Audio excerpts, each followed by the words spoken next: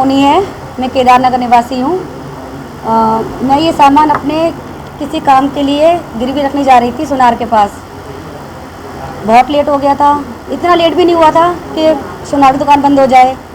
रामनगर की पुलिया पर ही सोनार की दुकान है, लेकिन जब मैं वहाँ पहुँची तो वो दुकान बंद हो चुकी थी। तो हम अपना सब्जी वगैरह लेके वहाँ से आ रहे थे। 9:30 का टाइम हो गया तो ओवर ही हो गया था। पर्स मैंने, ये मेरी फ्रेंड है, साथ ही रहती है, तो मैंने इसको पर्स बोला अपने ऊपर ही पास रख, क्योंकि हमें आगे सामान लेना है।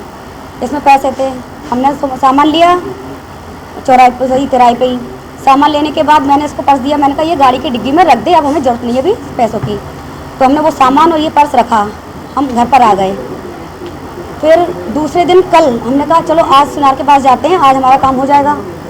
तो जैसे मैं डिग्गी खोली तो देखा तो पर्स नहीं।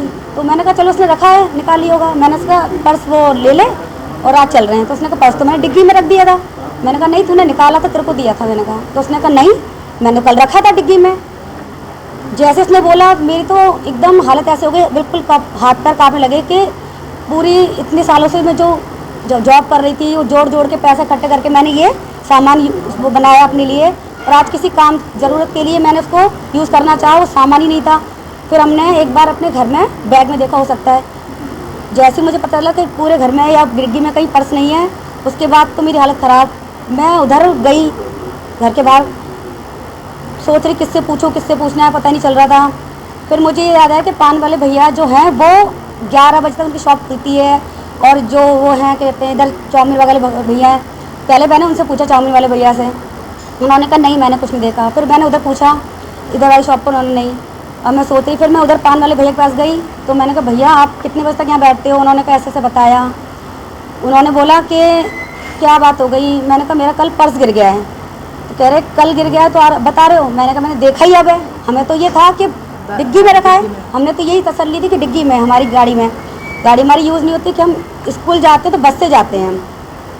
अब उसके बाद जब पता चला तो उन्होंने तब तक कुछ उन्होंने जवाब नहीं दिया कि पता नहीं, ऐसा कुछ बोल रहे थे। फिर मैंने जब उनको लगा मैं परेशान हो रही हूँ, तो उन्होंने बोला कि आपका कैसे कलर का पर्स था, क्या था? मैंने उनको सारी चीज़ बताई, उसमें क्या था। उन्होंने मुझसे सारी बात पूछी, मैंने उन पान वाले भैया को बताई।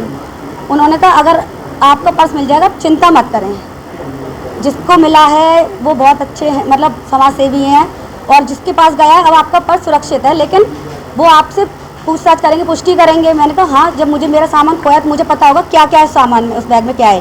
भाई मेरा सामान है, मुझे पता होगी, और इसलिए मुझे पता है कि मैंने एक एक चीज़ ऐसे रखी थी कि मैं क्या क्या ले जा रही हूँ, इसके लिए सारी चीज़ें। फिर जब उन्होंने नंबर दिया भैया का, तो मैंने उसी समय उनके सामने ही मैंने बात की, उधर ही खड़े होकर, क्योंकि मुझे तो ऐसा लग रहा था पर्स क्या जन्नत मिल गई, वापस मेरा सामान आ गया। मुझे तो ये लग रहा था ना कि ज़िंदगी लौट आई। इतना सामान होता तो पता नहीं मैं क्या ही करती, पता नहीं चलता मुझे। लेकिन जैसे मैंने उधर फ़ोन किया, मैंने इतना देर का वेट नहीं कि घर जाके करूं। मैंने, मुझे अभी आप नंबर दे दीजिए। उन्होंने कहा मेरा फ़ोन चार्ज नहीं है। मैंने कहा ठीक है भैया, कितनी देर में यही खड़ी हूँ। तो कहते हैं बिल्कुल डेड है, मैं अभी बस चार्ज कर रहा हूँ। उन्होंने सामने वाले सैमसंग का जो शोरूम है उधर से चार्ज करवाए फ़ोन जो भी। फिर मैं मतलब अब घर के बाहर ही रही, वहाँ ही गई। फिर मैं 10 मिनट बाद पहुँची, मैंने भैया नंबर दो, नंबर दिया। उनके सामने ही मैंने भैया से बात करी। भैया ने कहा कि तुम्हें अभी याद आ रहा है? मैंने कहा भैया, उनका भी वही क्वेश्चन भैया का कि अभी याद आ रहा है? तो मैंने कहा भैया ऐसी सी बात थी, सारी जो बात बताई वही थी। कहते हैं अच्छा। फिर उसके बाद भैया ने मुझसे पूछा क्या क्या सामान था। मैंने बताया ऐसे 2 चूड़ी थी, 2 कहते हैं वो रिंग थी, 1 चेन थी, और कहते हैं इयररिंग थे, और अमाउंट इतना था। चलो अमाउंट पर कोई नहीं, मैंने कहा अमाउंट भी बताया। तो भैया कह रहे नहीं और भी कुछ होगा। मैंने कहा हाँ भैया, एक कागज़ है मेरी मम्मी का लिखा हुआ, वो मैंने बहुत टाइम से संभाल, मैं रखती हूँ हमेशा पर्स में अपनी मम्मी का कागज़। हो सकता है वो आज पर्स इसी वजह से मिला हो, वो मेरी मम्मी की वजह से मिला हो पर्स, क्या पता, वो संभाल कर रखा था मैंने, वापस इसीलिए आया हो। तो बस वही था। फिर भैया ने कहा ठीक है। तो मैंने भैया मैं भी आ जाऊँ, आप कहाँ पर हैं मतलब बताइए।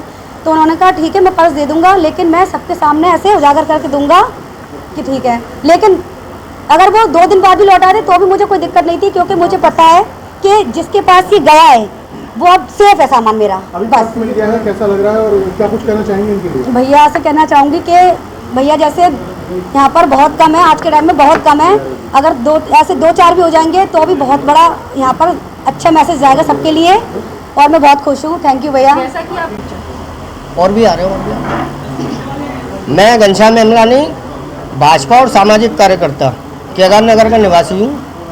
ये मंगलवार को एक पर्स पाया था मुझे, हनुमान जी की मैं पूजा करने गया था 9:30 बजे, और इस पर्स को मैंने जेब में अपने वहाँ रख लिया, सड़क पे पड़ा था, ये मेरे पैर के नीचे आ गया था। इसके बाद मैंने घर में आके इसके देखा तो इसमें कुछ गोल्ड है और पैसे हैं और एक पर्ची है। मैंने ये तुरंत ही 9:45 बजे सोशल मीडिया पे, अपने फेसबुक पे, ग्रुपों में, व्हाट्सएप पे और स्टेटस पे सब पे लगा दिया।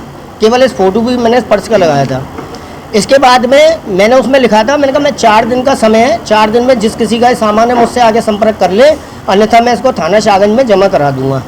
इसके बाद में कल इस बच्ची का फ़ोन आया, ये भी केदार नगर के निवासी हैं, तो इन्होंने कल शाम को मुझसे संपर्क किया कि भैया मेरा कल एक पर्स खो गया है इतने इतने बजे और वो पर्स आपको मिला है। मैंने कहा आपकी क्या गारंटी है पर्स आपका है? तो इन्होंने जो पुष्टि की है सामान की, पैसों की, कैसे नोट है, क्या है, कितना सामान है, कैसा कैसा सामान है, एक पर्ची है उसमें क्या लिखा है, वो बिल्कुल सत्य बात है। इनकी ये अमानत है, मुझे किसी का कुछ नहीं चाहिए।